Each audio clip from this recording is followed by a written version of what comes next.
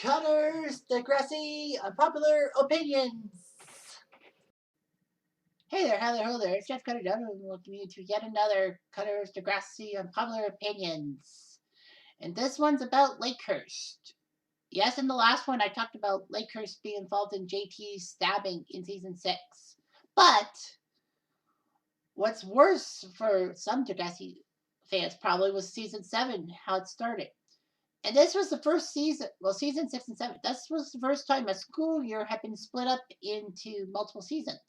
Seasons 1 through 5, we had the same school year. And a lot of people were shocked in season 6, how Paige and all that, like Paige came back and all that. It's like, wait a minute, the school year's not over, is it? No, it's not over. Season 7 was the winter half of the school year. Now, season 7's premiere episode had to deal with Lakehurst. But of course, the premiere, the big plot was about Darcy allegedly thinking she had sex with Peter, but was date raped. So basically, Darcy starts her free fall. But the subplot was the big one. Degrassi realizes that there's something fishy going on, and then they learn that with Lakehurst burning down somehow, and with Degrassi having all this space, basically, Lakehurst and Degrassi have to merge and all that. A lot of people are upset by it, Toby being one of them, because after all, JT did die thanks to Lakehurst and all that. He still has that feeling. And it's like, Toby doesn't really have any friends and all that. I know everyone says, oh, you could make friends, but still. The big problem is that basically, Lakehurst and Degrassi still have kind of a feud in a sense. Emma doesn't get involved in this one, I think, in season 7, in the season 7 feud whatsoever. I think basically Snake tells her to stay out of it and all that. And I think it does raise the point that Emma basically was only in this Lakehurst Degrassi feud to get back at Manny for deserting her. But I mean, for how bad Emma was, she was justified. She wanted to talk to Manny about the problems she felt in the events of Liberty's birthday party and JT getting stabbing and all that. She felt guilt and all that she should never have had that party and all that.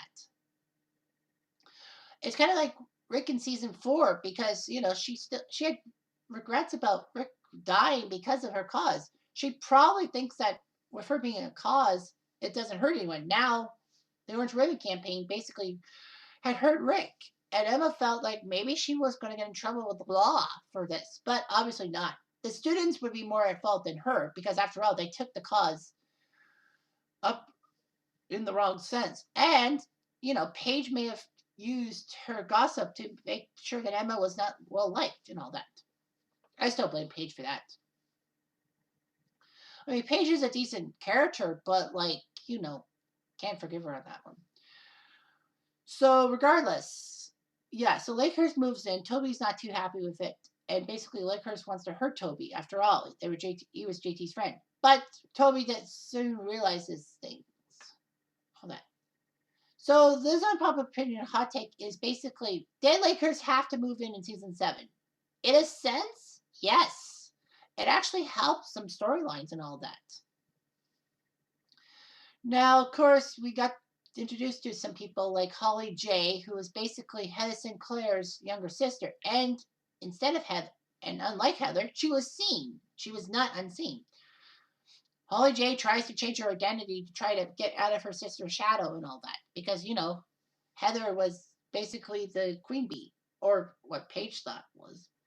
So basically, Holly J was a go-getter, a A-type person who basically was academics and basically was just being unfriendly. I know season 9 Ollie basically did the face range and got her in trouble and all that. It did make Holly J realize that she wasn't that great of a person, and basically Holly J started to become more sympathetic to everyone's eyes. Yeah, the way she treated Anya still has pissed me off to no end.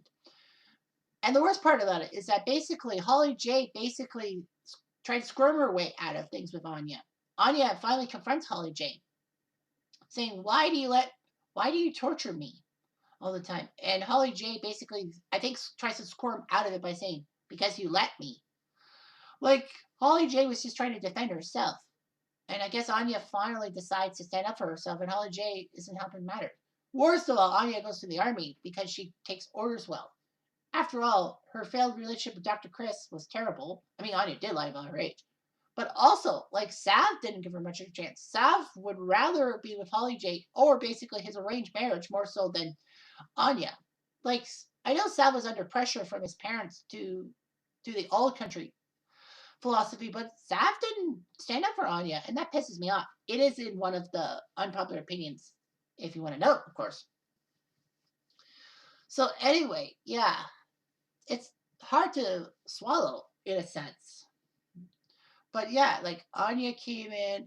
Who else came in from Lakehurst? Bruce DeMoose and Johnny DeMarco. Of course, Johnny didn't really have much of a remorse for what happened to JT. But then when Allie ran away, he basically told Allie, "You can't run away from your problems because my best friend actually stabbed somebody from another school because of a petty argument." Sav, of course, came by. No, Sav was, yeah, Sav was there. Ollie came in to get to class the year after. But anyhow, Sav, uh, Lucas and Mia. Okay, Lucas, Mia. Who else was Degrassi? Yeah, Lucas and Mia came by from Lakehurst. Jane also came from Lakehurst and all that. There were other people too. Damien. A lot of fans probably have the hatred of Damien in season 7 because, after all, Damien did tie Manny up in season 6 so much that Emma was not willing to go near Manny. Couldn't go near Manny. Like, gosh. But you know, with Damien, it's like the guy freaking gets around with the friend group. He dates Manny and all that, breaks it off of her, and then basically he gets close to Emma, mostly after Emma has issues with dealing with Snake's downfall because of the false accusations that Darcy gave on him. And then, they fall in love with each other. And then Toby spills the beans that Liberty and Damien are going out behind Emma's back. And Damien's basically bragging about it. Emma basically is upset, but she doesn't show it. She basically tells Liberty that Damien is the evil one, and I wasn't going to throw away a friendship for this. Now, a lot of people would say Liberty and Emma weren't really close friends. They were more frenemies, if that. And I think that's true, too. So, yeah, so that was huge. Basically put, the Leafies. Yeah. Sorry. Why was I thinking Leafies? Sorry about that. Regardless. Yeah, like, that boosted, like, Manny, Emma, and Liberty in their friendship triangle, basically strengthened it. All that, we had some storylines. Basically, Lakehurst basically wasn't happy with Simpson coming back to school. I mean, I know Darcy basically reneged on her accusation, saying that she was scared and all that. And Simpson couldn't come back to the school for a while because they thought that Simpson probably was going to tell Darcy all these things. But he's safe. And basically, Lakehurst wants to make Principal Simpson, or pedophile Simpson, if they put it, pay for what they did to Darcy. And they were upset that basically Darcy would renege, thinking that basically she was pressured to. But Darcy was being genuine. All that. Thanks a lot, Lakehurst.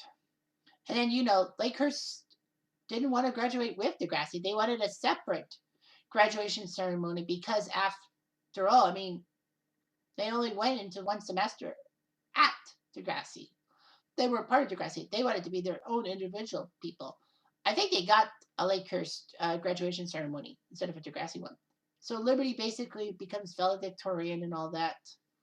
It's nice. Like, Lakehurst actually helped balance the Degrassi characters who were about to graduate in season 7 and basically stayed in Degrassi for a few more years. Shantae, I'm looking at you. So, yeah, but Lakehurst did help things. Now, one Lakehurst person who wasn't in season 8, who wasn't in season 7, now, I guess he wasn't in season 6, but he made an impact coming home from Lakehurst to Degrassi was stupid Shep. He was principal in season 8 after Hatzilakos decides to go to Saskatchewan to deal with her ailing mother, leaving Peter to be emancipated and all that in Toronto. Like, the Shep basically was a public principal in Lakehurst, and basically his sexist comments and all that, especially with Holly J saying, Look at that cute little number. And Snake being upset and all that. It's like he was favoring Lakehurst over Degrassi. Maybe he favored all Lakehurst people, jocks or nerds, over Degrassi, saying that basically people are people. That's how I was a good principal. I didn't have to deal with brainiacs. Although Sav had an issue because Sav wanted to fight Holly J for student council president, but Shep said without an election to give Holly J the presidency, and Sav complained, and basically it was no secret. Shep decided to make Sav vice president of student council to shut Sav up. But in the end, Shep got his own ego. His own ego got him. And basically, Claire decides to take up the cause for Connor and basically say that people with autism are not stupid at all that. I should know, but as is, Shep didn't get fired. He got reassigned to sensitivity camp and all that. It does help a little bit, but Shep couldn't save his job to save him. And Hatzalakos, I guess the school board said that they needed a new principal, and Hatzalakos kind of wanted to come back. But it was also because Peter was doing drugs and all that, trying to get into Mia's life and all that, thinking he's boring and all that. So basically, Hatzalakos comes back for Peter and for the school. And, Simpson gets the keys to the school in season 10 and does a decent job. Although the problem is there's no middle ground with this guy. It's either up or down. Regardless. So yeah, did Lakehurst have to come in season 7? Actually, yeah, because it improved a lot of things. I know that a lot of people said maybe after 7 or even 9 seasons, Degrassi was gone, and basically, that would be the end of it. I think they basically thought that a lot of people thought after season 7 that would be it. They basically would have no storylines, but they added these Lakehurst people into Degrassi to make storylines for future seasons, and that's why it lasted 18 seasons. Of course, the 4 seasons of the next class added on to the 14 seasons of Degrassi, Next Gen, and all that. So yeah, it actually helped, and I think Lakehurst, and I think those characters deserve it. Bring more diversity to the Degrassi portfolio, if you can say that. So anyway, that's all I've got for today. So we'll see you next time.